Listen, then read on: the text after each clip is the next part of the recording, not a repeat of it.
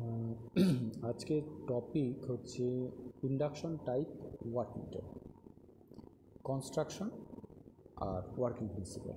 কনস্ট্রাকশনটা আমি খুব শর্টে বলছি, ল্যাঙ্গুয়েজটা এখানে পড়লেই বুঝতে পারবে।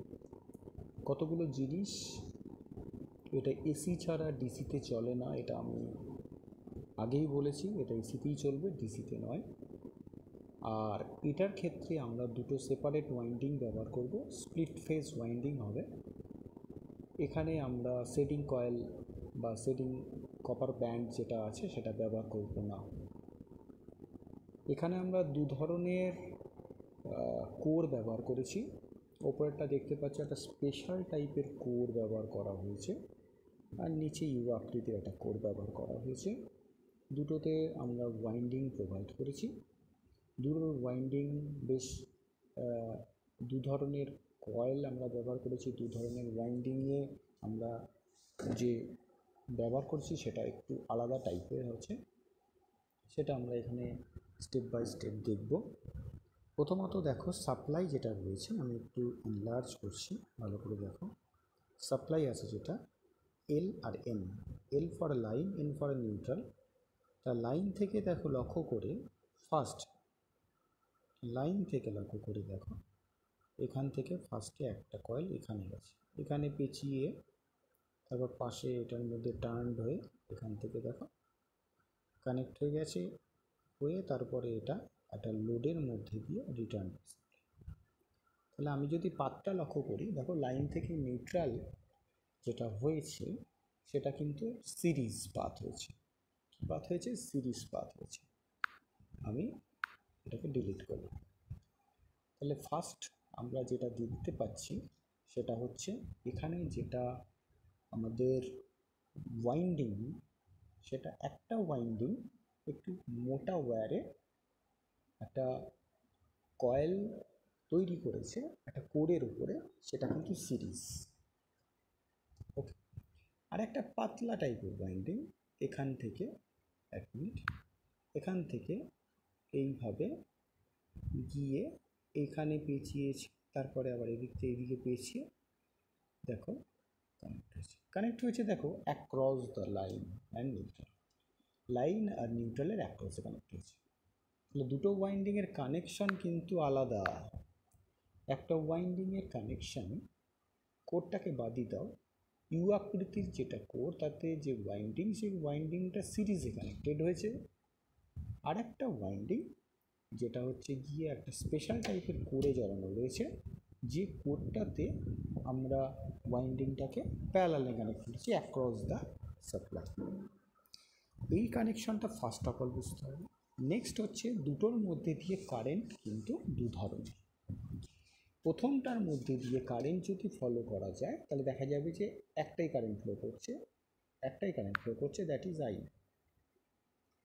আর যদি দ্বিতীয়টার ক্ষেত্রে লক্ষ্য করি, দ্বিতীয়টার ক্ষেত্রে কিন্তু আমাদের যে কারেন্টটা ফ্লো করছে সেটা কিন্তু একটা ব্রাঞ্চ কারেন্ট, সেটার নাম আইপি। এই আইপি কারেন্টটা কিন্তু অ্যাক্রস দ্য সাপ্লাই। এই কারেন্টটা আমাদের অ্যাক্রস দ্য সাপ্লাইয়ের ভোল্টেজের উপর বেস করে, এবং এই কারেন্টটা ল্যাগিং ইন নেচার, এবং আমরা এখানে পিওর ইন্ডাকটিভ কয়েল ব্যবহার করার চেষ্টা করছি, পিওর ইন্ডাকটিভ কয়েল। আর লাইনের মধ্যে দিয়ে যেটা আছে সেটা পিওর রেজিস্টিভ বলা হচ্ছে। দুটোর মধ্যে দিয়ে দু ধরনের ফ্লাক্স হবে। দুটো কয়েল দু ধরনের কানেকশনের উপর বেস করে আমরা দু ধরনের নাম দিয়েছি, এবং দুটো ম্যাগনেটকেও আমরা দু ধরনের নাম দিয়েছি। ওকে, যাই হোক, তাহলে এইবার চলে আসা যাক কী ধরনের নাম দেওয়া হয়েছে। ফার্স্ট অফ অল হচ্ছে গিয়ে দেখো, এখানে দুটো ম্যাগনেটের কথা বলা হয়েছে। একটাকে বলা হয়েছে শান্ট ম্যাগনেট, আর একটাকে বলা হয়েছে সিরিজ ম্যাগনেট। শান্টটাকে বলা হয়েছে ভোল্টেজ ম্যাগনেট, সিরিজটাকে বলা হয়েছে কারেন্ট ম্যাগনেট। বোঝা গেল? তাহলে আমি যদি এদেরকে গুছিয়ে বলি তাহলে সেটা হচ্ছে, যে ম্যাগনেটটার মধ্যে কয়েলটাকে সিরিজে কানেক্ট করেছি সেটা সিরিজ ম্যাগনেট, আর যে ম্যাগনেটটার মধ্যে ওয়াইন্ডিংটাকে আমরা অ্যাক্রসে কানেক্ট করেছি সেটা শান্ট ম্যাগনেট। এটাকে ভোল্টেজ ম্যাগনেট বলা হয়েছে, কিন্তু ভোল্টেজের প্রপোর্শনেট কারেন্ট ওর মধ্যে দিয়ে যাচ্ছে। আর যে ম্যাগনেটটা সিরিজে কানেক্ট করা হয়েছে সেটা লোডের কারেন্টের প্রপোর্শনেট কারেন্টই ওর মধ্যে দিয়ে যাচ্ছে, তার মানে দুটো আলাদা। এবার চলে আসা যাক কিভাবে এখানে কাজ করছে। এখানে ডায়াগ্রামে আর একটা ইম্পর্টেন্ট জিনিস যেটা আমরা ওভারলুক করেছি, যে আপার যে ম্যাগনেটটা রয়েছে বা যেটাকে ভোল্টেজ ম্যাগনেট বা শান্ট ম্যাগনেট বলা হয়েছে, ওর ঠিক মাঝে কোরের মধ্যে দিয়ে আমরা কিন্তু একটা স্পিন্ডেল কানেক্ট করেছি, যে স্পিন্ডেলটার মধ্যে অ্যালুমিনিয়াম ডিস্ক কানেক্ট করা আছে, যেটা ঘুরবে আমি জানি in between the two magnet. এই দুটো ম্যাগনেটের মধ্যে দিয়ে এই যেটা ঘুরবে এইটাকে বলা হয়েছে, সরি, এটাকে বলা হয়েছে ডিস্ক। এটা হচ্ছে আমার স্পিন্ডেল, এখানে আমার পয়েন্টারটা থাকতেই পারে। বোঝা গেল? তাহলে আমি এগুলোকে বাদ দিই। এইগুলোর উপর বেস করে আমরা এখানে কতগুলো ইনফরমেশান পাবো। সেটা কি, আমরা এখানে কিন্তু এক্স্যাক্টলি 90 ডিগ্রি করতে পারি। এক্স্যাক্টলি 90 ডিগ্রি করবার বন্দোবস্ত আমাদের আছে। সেটা কি, কপার শেডিং রিং ব্যবহার করা হয়েছে, এবং এই কপার শেডিং রিংয়ের ওপর বেস করে এবং এদের পজিশনটাকে ওপর নিচ করে আমি এর ইন্ডাকটেন্সটাকে ভ্যারি করতে পারি বাই চেঞ্জিং দ্য ফ্লাক্স। অতএব আমি এই কপার শেডিং চেঞ্জ করে আমি এখানকার ফ্লাক্সটাকে চেঞ্জ করতে পারি, এবং তার ফলে আমি কিন্তু এখানে যে অ্যাঙ্গুলার ডিসপ্লেসমেন্ট যেটা আছে সেটা 90 ডিগ্রি করতে পারি। ঠিক আছে? এবং কিভাবে করতে পারি সেটা আমরা এখানে দেখব। সেটা হচ্ছে পিওর ইন্ডাকটিভের নেচারের ক্ষেত্রে ভোল্টেজ আর কারেন্টের মধ্যে একটা 90 ডিগ্রি ফেজ ডিসপ্লেসমেন্ট দেখা যায়, সেটা আমরা এখানে পাবো, যেটা এখানে বলা আছে, একটু ফলো করব। এখানে আমরা অ্যালুমিনিয়াম ডিস্ক ব্যবহার করছি, অ্যালুমিনিয়াম ডিস্কের ওপরে ড্যাম্পিং প্রোভাইড করার জন্য পার্মানেন্ট ম্যাগনেট ব্যবহার করছি, তাহলে মানে এডি কারেন্ট ড্যাম্পিং হচ্ছে। আর এখানে আমাদের কন্ট্রোলিং টর্ক হিসেবে স্প্রিং কন্ট্রোল বেছে নিয়েছি, যেগুলো আমরা অলরেডি অন্যান্য ইনস্ট্রুমেন্ট করবার সময় ডিটেল স্টাডি করেছি। এবার চলে আসা যাক ওয়ার্কিং প্রিন্সিপাল। আমরা শান্ট ম্যাগনেটের জন্য যে ফ্লাক্স তৈরি হচ্ছে দ্যাট ইজ ফাই এসএইচ। এই ফাই এসএইচ ভোল্টেজের রেসপেক্টে, সাপ্লাই ভোল্টেজের রেসপেক্টে 90 ডিগ্রি ল্যাগ করেছে। তার মানে ফাই এসএইচ যে ফ্লাক্স তৈরি হচ্ছে সেটা সাপ্লাই ভোল্টেজের মধ্যে ফেজ ডিফারেন্স 90 ডিগ্রি। আর ফাই এসি যেটা আছে সেটা যে লোড কারেন্টের সঙ্গে আছে সেটা একে অপরের সঙ্গে রেজিস্টিভ ইন নেচার। আর ভোল্টেজের রেসপেক্টে ফাই এসএইচ একদম 90 ডিগ্রি, কেন, এটা inductive in nature.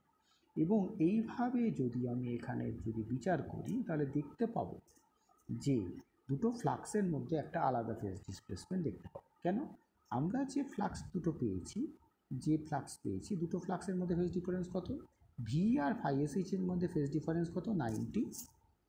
V R phi এসির মধ্যে ফেজ ডিফারেন্স হচ্ছে -5। ঠিক আছে, -5। তাহলে ফাই এসএইচ আর ফাই এসির মধ্যে ডিফারেন্স হচ্ছে 90 - 5।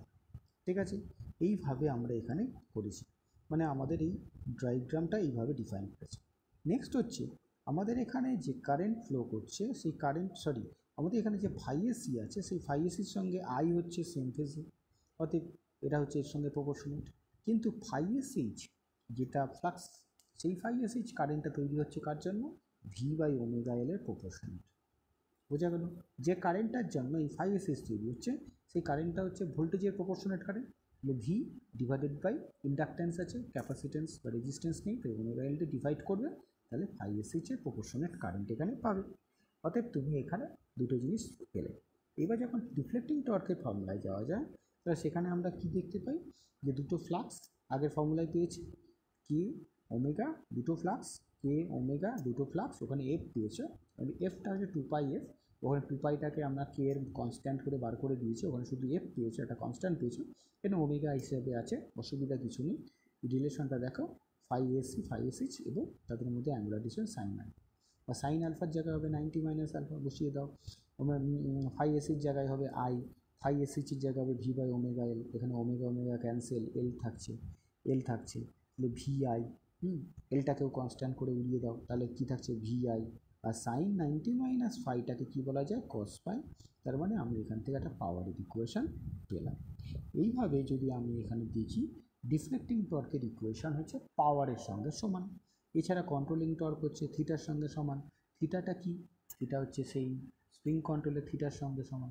ডিডিটিজি হলে এখানে হচ্ছে কি ডিফ্লেকশনের সঙ্গে পাওয়ারটা হচ্ছে সমানুপাতিক, ডাইরেক্টলি প্রপোর্শনাল। স্কেলটা হবে কীরকম নেচার, স্কেলটা হবে ইন্ডাকশান টাইপ ওয়াটমিটারের স্কেল হবে লিনিয়ার। বোঝা গেল? অর্থাৎ এইভাবে জিনিসটাকে ওভারঅল স্টাডি করবে।